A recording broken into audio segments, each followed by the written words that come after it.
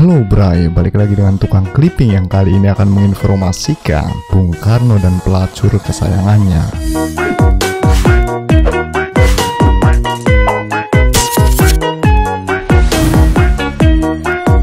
Ketika mendirikan Partai Nasional Indonesia (PNI) di Bandung, Bung Karno merekrut sekitar 600 lebih pelacur untuk dijadikan anggota. Bung Karno sangat sayang kepada mereka. Sebelum dilanjutkan, jangan lupa tekan tombol subscribe di channel Tukang Clipping. Ide gila Bung Karno itu sempat diprotes anggota lelaki, salah satunya Ali Sastroamidjojo yang kelak menjadi Perdana Menteri ketika Indonesia merdeka. We Americans are wondering who are our friends and who aren't. Now, is your nation friendly to America now and to Americans? Yes, we have the most friendly relations with your government. Governor Dewey, after his return from Indonesia on a recent trip, stated that sangat memalukan, keluh Ali. Kita merendahkan nama dan tujuan kita dengan memakai perempuan Sunda. Maafkan, saya memakai nama itu. Ini sangat memalukan. Kenapa? Bung Karno balik bertanya. Seperti diceritakan dalam buku autobiografinya, mereka jadi orang revolusioner yang terbaik. Saya tidak mengerti pendirian Bung Ali yang sempit. Ini melanggar susila, kata Ali ngotot. Bung Karno pun memaparkan kepada Ali, para pelacur itu adalah sebuah kekuatan bagi PNI. Mereka bagaimanapun punya tenaga atau kemampuan. Bagi saya, persoalannya bukan soal bermoral atau tidak bermoral, tenaga yang ampuh. Itulah satu-satunya yang kuperlukan, jelas Bung Karno. Ali tetap tidak sepakat. Kita cukup punya kekuatan tanpa mendidik perempuan. Cabang-cabang PNI lain tidak memiliki anggota seperti itu. Hanya di Bandung kita melakukan ini, kata Ali. Mereka adalah orang-orang penting, anggota lain dapat kulepaskan. Akan tetapi melepaskan perempuan lacur, tunggu dulu, tegas Bung Karno. Menurut Bung Karno, dalam sejarah dunia, pelacur ada di antara deretan tokoh penting. Ambillah misalnya Madame de Pompadour dan The Roy de Méricourt dari Prancis. Lihat betapa masyhurnya dia dalam sejarah. Lihat barisan roti di Versailles. Siapakah yang memulainya? Perempuan-perempuan lacur, kata si Bung. Mereka memiliki daya menarik seperti besi berani. Pelacur, kata Bung, adalah juga mata-mata yang paling baik di dunia. Selama bergabung di PNI, mereka adalah anggota yang paling setia dan patuh dibandingkan anggota lain. Kalau menghendaki mata-mata yang jempolan, berilah aku seorang pelacur yang baik. Hasilnya mengagumkan sekali dalam pekerjaan ini. Tak dapat dibayangkan betapa bergunanya mereka ini. Tentu saja, para pelacur itu tidak langsung resmi menjadi kader PNI dalam masa 6 bulan. Mereka adalah calon anggota. Nah, jika dalam masa percobaan lolos, mereka resmi menjadi anggota. Maka mulailah para pelacur ini ditatar oleh Bung Karno. Tugas pertama mereka adalah memata-matai anggota PNI sendiri yang berpotensi berkhianat. Kami harus membasmi cucunguk-cucunguk, yaitu orang yang dibayar untuk memata-matai partainya sendiri. Setiap tempat mempunyai cucunguk-cucunguk, kata Bung.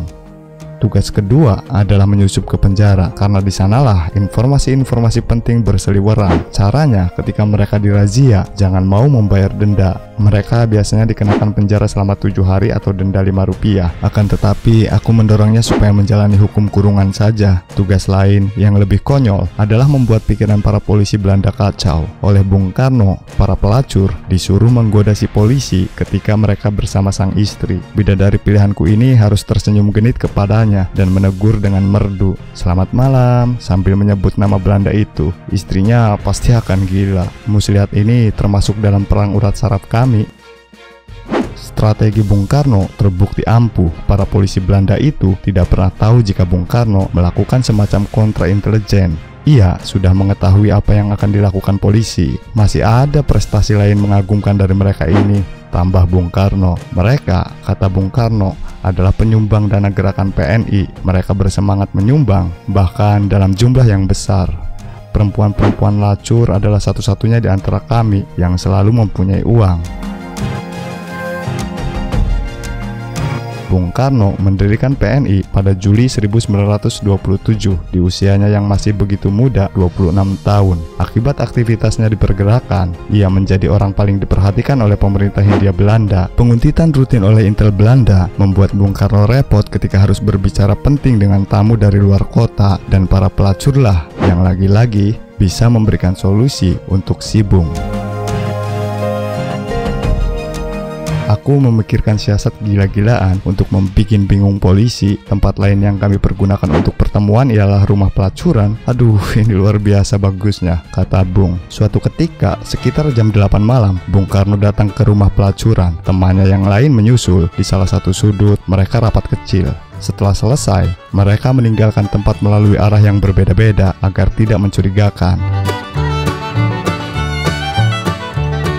Paginya, seorang polisi menemui Bung Karno dan berkata, "Sekarang dengarlah Tuan Soekarno, kami tahu dengan pasti bahwa Tuan ada di sebuah rumah pelacuran semalam. Apakah Tuan mengingkarinya?" "Tidak, Tuan," jawab Bung Karno dengan nada pelan dan berpura-pura seperti seorang suami yang berdosa kepada istrinya. Saya tidak berdusta. Tuan mengetahui saya kira."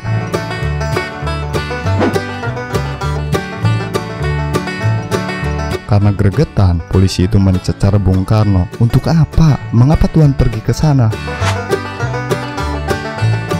Apa maksud Tuan? Bukankah saya seorang lelaki? Bukankah umur saya lebih dari 16 tahun? Kata Bung Karno menggoda. Polisi itu curiga dan terus mendesak. "Kami tahu. Apa Tuan pikir kami bodoh? Lebih baik terus terang. Tuan dapat menceritakan kepada kami mengapa Tuan ke sana. Apa alasannya?" "Ya, dugaan Tuan, untuk apa saya ke sana?" goda Bung Karno sambil berlagak kemalu-maluan. "Untuk bercintaan dengan seorang perempuan. Itulah alasannya," tegas Bung Karno. Polisi itu nampak kesal. "Saya akan buat laporan lengkap mengenai ini." "Untuk siapa?" "Istri saya." Bung Karno makin menggoda. "Tidak, untuk pemerintah," bentak si polisi. Oh, tangkap Bung Karno, bergaya seperti orang mengeluh. Baiklah, dan Bung Karno merasa menang hari itu. Di Padang, ketika Jepang datang, Bung Karno juga berkongsi dengan para pelacur. Bung Karno menyadari para tentara Jepang sangat haus seks, dan mereka bisa melakukan apa saja untuk memuaskan nafsunya, termasuk memperkosa gadis-gadis pribumi atau menculiknya untuk budak seks. Semata-mata sebagai tindakan darurat demi nama baik anak-anak gadis kita dan demi nama baik negeri kita, saya bermaksud hendak menggunakan layanan dari para pelacur di daerah ini. Dengan demikian, orang-orang asing itu dapat memuaskan hatinya dan tidak akan menoleh untuk merusak anak gadis kita.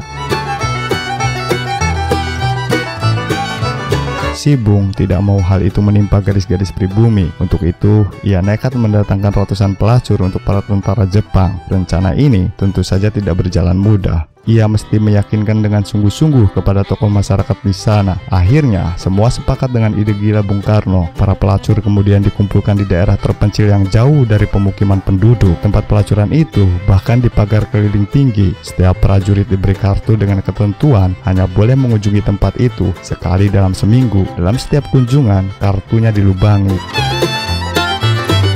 Barangkali cerita ini tidak begitu baik untuk dikisahkan, kata Bung Karno. Kelak, ketika menjadi presiden, Bung Karno sangat dicintai rakyat jelata, tak terkecuali para pelacur. Cerita menarik datang dari Jakarta. Suatu sore, Bung Karno jalan-jalan kecil di lingkungan istana. Seorang polisi yang nampak sangat gugup menghampiri. Bung Karno kemudian bertanya, apa yang sedang dipikirkannya?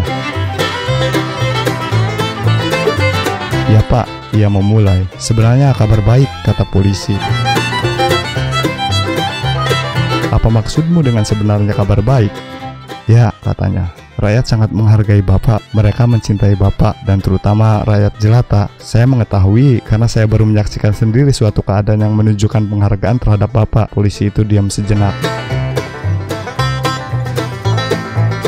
Teruslah, desak Bung Karno. Katakan padaku, dari mana engkau dan siapa yang kau temui dan apa yang mereka lakukan? Polisi itu bercerita, ia baru saja ke suatu daerah pelacuran. Polisi memang rutin memeriksa daerah tersebut. Nah, ternyata polisi menemukan foto Bung Karno digantung di tiap dinding kamar pelacur. Di mana aku digantungkan? Tanya Bung Karno. Di tiap kamar, Pak. Di tiap kamar terdapat sudah barang tentu sebuah tempat tidur. Dekat tiap ranjang ada meja, dan tepat di atas meja disitulah gambar Bapak digantungkan. Polisi itu masih gugup menceritakan semuanya kepada Bung Karno. Karena Bung Karno terlihat penasaran, si polisi akhirnya memberanikan diri. Pak, kami merasa bahagia karena rakyat kita memuliakan Bapak, tapi dalam hal ini kami masih ragu, kata si polisi.